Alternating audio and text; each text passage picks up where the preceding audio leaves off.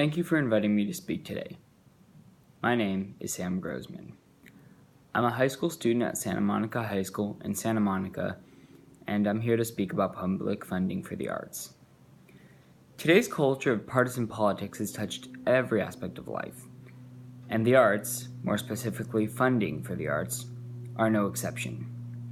It was 50 years ago that President Lyndon Johnson, in creating the National Endowment for the Arts, stated that art is a nation's most precious heritage, for it is in our works of art that we reveal to ourselves and to others the inner vision which guides us as a nation.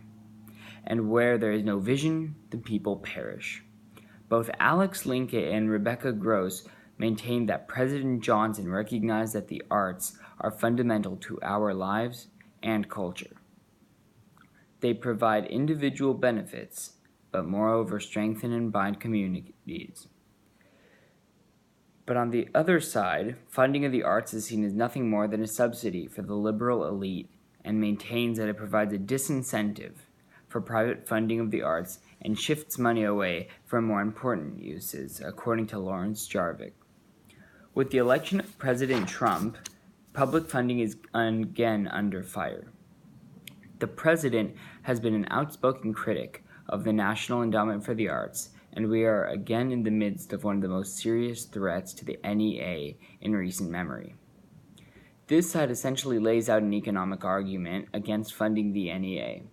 But while it is true that there are immediate uses for government money that can benefit people, I think that funding for the arts plays an important role in our society and can also help lay the groundwork for greater cooperation and understanding across cultures. Let me begin with a personal story. I'm one of the lucky people who attend a school district that provides the arts. While my story focuses on music, it is equally applicable to the other forms of art as well.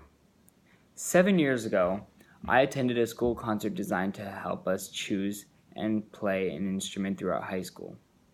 Now as an incoming senior, I still remember the day I heard the sound of the violin. The idea is that I found music so profound that it spoke to me in a way that words could not, and still cannot. As I have seen firsthand how art has helped those express themselves who are unable to vocalize their feelings, I continue to support the arts. On an individual level, art spark creativity and allow people to express themselves, and some studies have found that access to the arts brings improvements in math, reading, and writing, as well as higher attendance and better graduation rates. One of our government's main purposes is to make our country better, and funding for the arts provides concrete societal benefits. Among other things, government funding of the arts helps bring programs to inner-city children who otherwise would not have access to the arts. A 2012 report by the National Endowment for the Arts found that low-income teenagers who had access to the arts had better academic outcomes than those who did not, and specifically were more likely to complete high school, enroll in, and complete college. The study also found that they were generally more civically engaged, meaning more likely to volunteer and to vote.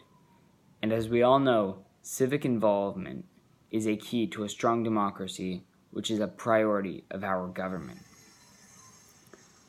The arts can provide a basis for understanding that reaches across cultural divides.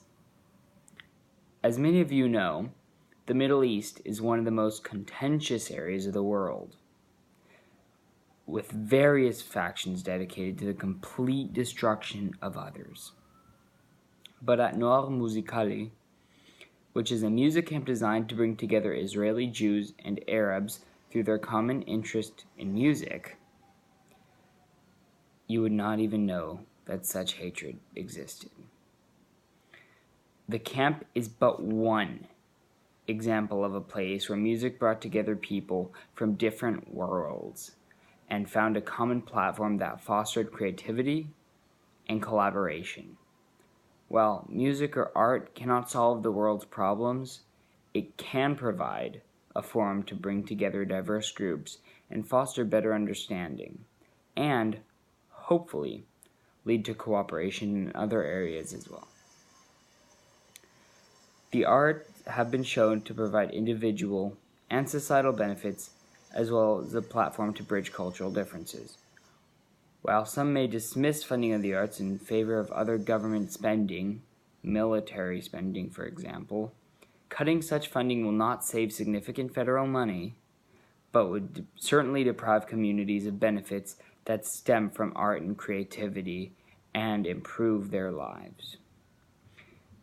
Funding for the arts is a valuable government priority, and I would rather put my hope, and money for that matter, in something that's constructive rather than destructive.